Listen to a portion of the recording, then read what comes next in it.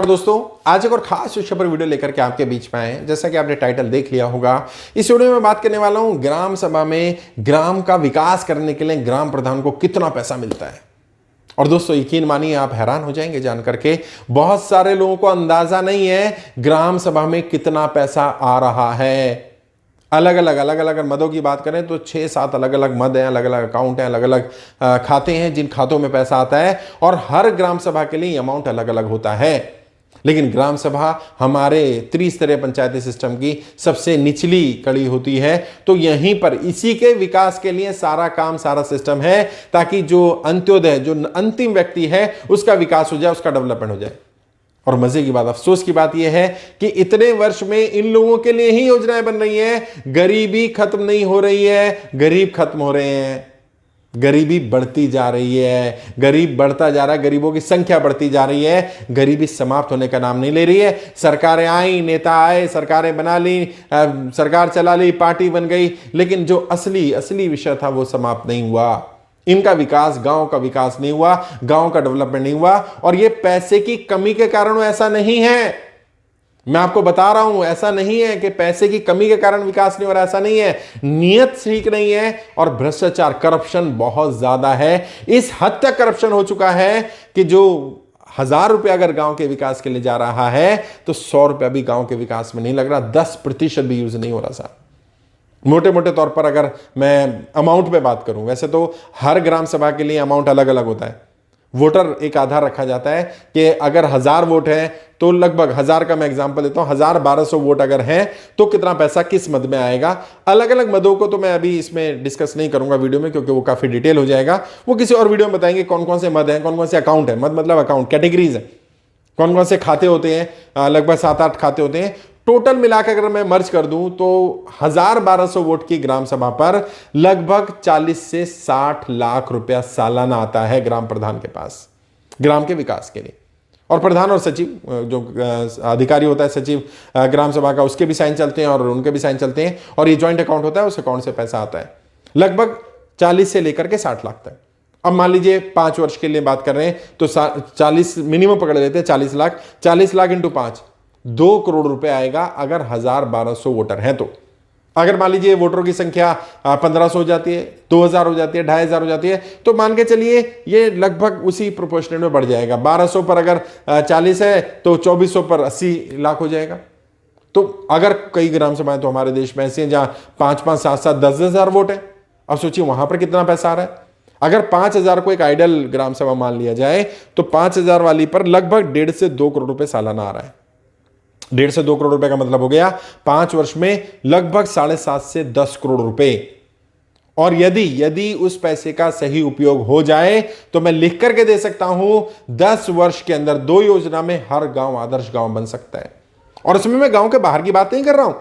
गांव में जो ग्राम सड़क योजना है प्रधानमंत्री की, वो अलग है, जो गांव तक सड़क पहुंचाएगी। जो गांव के अंदर की सड़कें, खरंजे हैं, ये है, नालियां हैं, उसके लिए पैसे की बात कर रहा हूं। जो गांव के अंदर का स्कूल है, जो गांव के स्कूल की सुविधाएं हैं, वहां पर सफाई की व्यवस्था है, पानी की निकासी की सुविधा है, इस सारी सुविधा गांव के अंदर की सुविधाओं के लिए बात कर रहा हूं मैं। गांव में जो आवास विकास योजना होती है जिसमें घर मिलते हैं, प्रधानमंत्री आवास विकास योजना चलती है, प्रधानमंत्री की तरफ से वो घर पैसा आता है। और भले ही डायरेक्ट ट्रांसफर सिस्टम कर दिया सरकार ने, वो पैसा डायरेक्ट जो लाभार्थी है उसके अकाउंट में आ जाएगा, उसमें भी गड़बड़ है। पहले लाभार्थी में जिसके अकाउंट में आने वाला होता है, शौचालय का पैसा आने वाला हो या घर का पैसा आने वाला हो, उसमें से भी करप्शन कर लिया जाता है, गड़बड़ कर ली जाती है। कुछ पैसा मांग लिया जाता है कि भाई 20% देना पड़ेगा आपको। मान लो 1 लाख रुपए, 1,20,000 रुपए आ रहे हैं तो 20,000, 25,000 रुपए आप दे दो तो आपके 1,20,000 आ जाएंगे। अब बंदा सोचता है ठीक है मेरे को तो कुछ मिल ही रहा है ना, क्या फर्क पड़ता है, मैं इसको 20,000 देता हूं। जो सक्षम है दे देते हैं।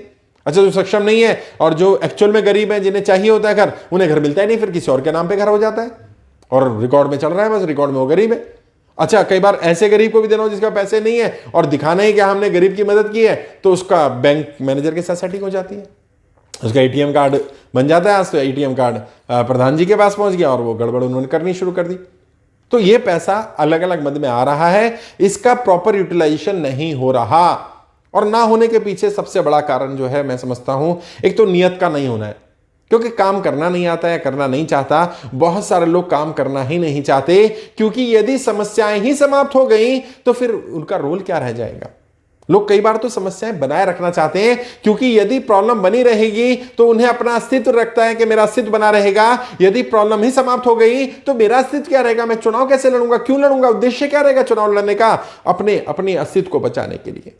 क्योंकि उन्हें लगता है कि नहीं, समस्या रहनी चाहिए, समस्याओं का समाधान पूरी तरह नहीं होना चाहिए, तो करना नहीं चाहता। ये एटीट्यूड प्रॉब्लम है। दूसरा, करप्शन। मैंने कहा भ्रष्टाचार बहुत बड़े स्तर पर, और मैं कई अधिकारी भी सुनते हैं मुझे, मैं ये बात बोलना नहीं चाहता, लेकिन सच्चाई यह है कि बतानी पड़ेगी मुझे सच्चाई कि करप्शन इतना ज्यादा जड़ों में फैल गया है, कैंसर की तरह फैल गया है। ग्राम प्रधान की सैलरी कितनी है भाई? 2,500, 3,000, 3,500 रुपये ना। 3,500 रुपये के ऊपर से उसको गांव में घूमने के लिए 300-400 रुपये, कहीं 600 रुपये, कहीं 800 रुपये, डिपेंड, अलग अलग गाँव में उतना मिल जाता है पर डे का। तो मतलब 500 भी पकड़ लेते हैं तो 15,000 रुपये महीना ये हुआ, 3,500 वो, ऊपर से और 2-4 मद में बात करें 5,000 कहीं स्टेशनरी का आ गया, इसका उसका ऐड ऑन करके 25-30,000 रुपये ग्राम प्रधान को मिलेंगे महीने के। साल भर में कितना हो गया भैया? 30,000 रुपये से बात करें तो 3.5 लाख रुपये, 4 लाख रुपये साल का।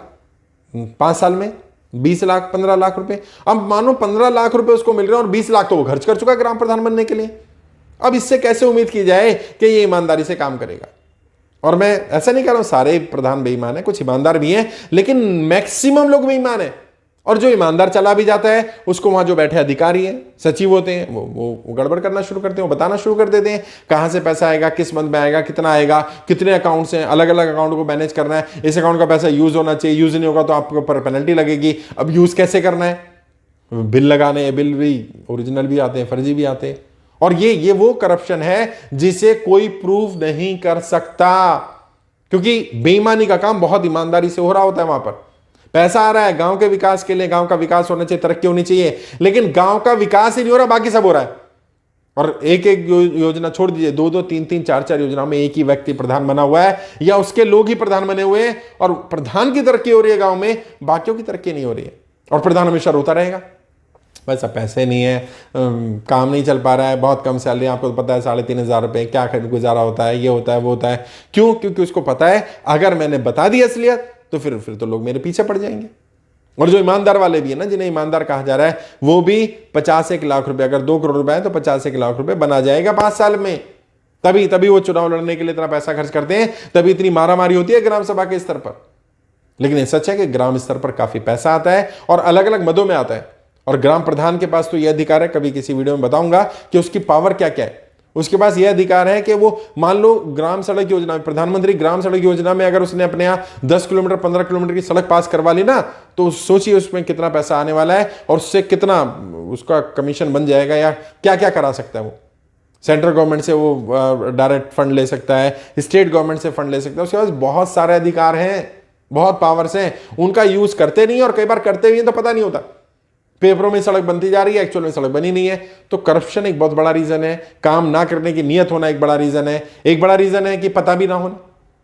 बहुत सारे लोगों को पता ही नहीं होता, तो सचिव ने जैसे बता दिया, जहां साइन करा दिया वहीं साइन कर लिए। अब खैर वो स्थिति रही नहीं है, क्योंकि अब सब लोग समझदार हो गए, पढ़े लिखे हैं नहीं है लेकिन समझदार बहुत है। उन्हें पता है कि कहाँ साइन करने हैं, कितने साइन करने हैं, किस पे साइन कर रहा हूं, साइन करना है या नहीं करना, पहले 10 जगह पूछ लेते हैं, क्योंकि कल को सचिव तो बच जाएगा, प्रधान फंस जाएगा। बट मोटे मोटे तौर पर एक ग्राम सभा में अमूमन इतना पैसा आ रहा है। अगर 2,000 वोट का 3,000 वोट का एवरेज मान लें तो 1 करोड़ रुपए सालाना आ रहा है। 5 करोड़ रुपए लगभग 5 साल में आ रहा है। अलग अलग ग्राम सभा का अलग अलग है, उसके बारे में आप जानकारी अगर चाहें तो इंटरनेट पर आपको काफी जानकारी मिल जाएगी।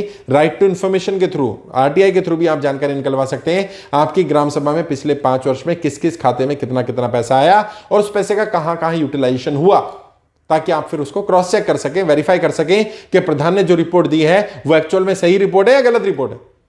तो मैंने कोशिश की मोटे मोटे तौर पर बताने की पैसा कितना आ रहा है और क्यों फिर भी विकास नहीं हो रहा है, डेवलपमेंट नहीं हो रहा है। और एक अच्छे नागरिक या जिम्मेदार नागरिक, एक अलर्ट नागरिक के नाते हमारी जिम्मेदारी बनती है कि हम इन सब चीजों पर निगाह रखें, कहां गड़बड़ की जा रही है, कितनी गड़बड़ की जा रही है, और फिर अगर कहीं हाईलाइट होता है तो उसको बताना भी चाहिए कि हाँ यहां गड़बड़ हुई है। मैं समझता हूं आज के लिए इतना, आगे किसी और विषय पर बात करूंगा। इसमें वीडियो में मैंने ओवरऑल बात की है, आगे और भी ग्राम प्रधान से रिलेटेड वीडियो बनेंगी जिसमें ग्राम प्रधान कितना पैसा बचा सकता है, कहां कहां से, उस पर भी बात करेंगे। तो आज के लिए इतना ही। आगे कोई सवाल है, कोई डाउट है, कुछ पूछना चाहें तो डायरेक्ट मुझसे बात कर सकते हैं। वीडियो के डिस्क्रिप्शन में मेरा नंबर मिल जाएगा। 5-10 मिनट बात करने, डायरेक्ट बात करिएगा। डिटेल में बात करनी है तो काउंसलिंग ले सकते हैं, 45 मिनट का टाइम मिलेगा जिसमें हम लोग डिटेल में बात करेंगे। ट्रेनिंग लेना चाहें तो यूट्यूब के माध्यम से ट्रेनिंग ले सकते हैं, हमारी वेबसाइट पे जाके भी ट्रेनिंग ले सकते हैं। सबसे अच्छा देखिएगा ब्लू कलर का ज्वाइन बटन है, वहाँ क्लिक करेंगे तो वहाँ 4-5 ऑप्शन आ जाएंगे। जो ट्रेनिंग लेना चाहें यूट्यूब के माध्यम से ले लीजिए, या फिर हमारी वेबसाइट है www.iplindia.org, वहाँ जाकर के भी आपको ट्रेनिंग ऑनलाइन मिल जाएंगी।